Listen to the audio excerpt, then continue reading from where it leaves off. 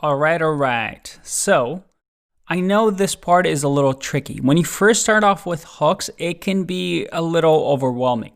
It's why the React documentation doesn't really teach hooks until later on, because it makes a lot more sense once you understand this idea of class components, this idea of lifecycle hooks. But if we just remove our alt code that has been commented out, you see that our code reads pretty nicely. It's just a function, except this function now has some state that we usually declare at the top and a use effect, a side effect that we do every time we run the app, and we tell it when we want to run this use effect in the second argument that is an array. The other parts are pretty self-explanatory, just like we've built components before. Now, to really solidify our knowledge here, I want to do one other thing just to make sure that we really get these hooks concept. Let's say I wanted to create a button. And let's just say that this button lives right here, right below our title. And this button is going to say just click me. And it's going to have an onClick function. And this onClick function, we haven't written yet, but I'm going to just say that it's going to have a set count that we haven't created yet. So this is going to be a function that changes a new piece of state. And this time around, we'll just have a new count state. So I'm going to create a piece of state. I'll call it count and set count.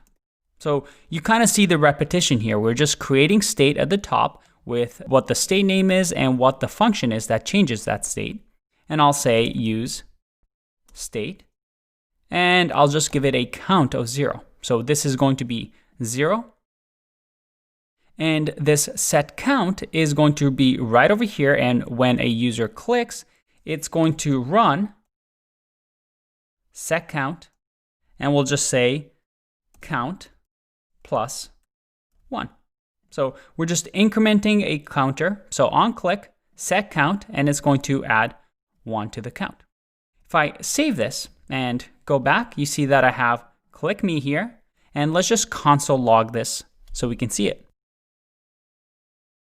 Let's do it right after the fetch, just so we understand exactly what's happening here. If I do console.log count, okay, if I save this, we should understand what the error is, or the warning that we get on the right side. Hey, how come inside of use effect you have count, but you're not adding anything in here?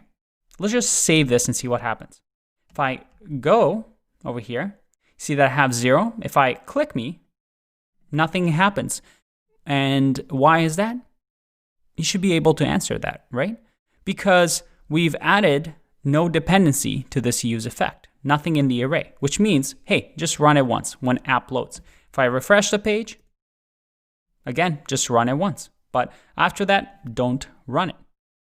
So how can I solve that? Well, we just add count in here. And that's what the warning is telling us. Hey, don't you want to add count? If I add count, now every time I click, it's going to run the use effect. But this also means that we're constantly fetching our users. If I go to the network tab and I click me, you see that we get users. We make that fetch API call every time. So this line simply means only run if count changes. Right? And that should make sense. I just wanted to show that example just so you understand exactly what is happening here. Because at first, use effect can be tricky. But hopefully this clears things up for you. Now, I'll link to the repo of this finished code so you can play around with it and try new things. But hopefully, hooks aren't as intimidating as you initially thought. At the end of the day, we're just converting our class components into stateful functional components. I'll see you in the next one. Bye-bye.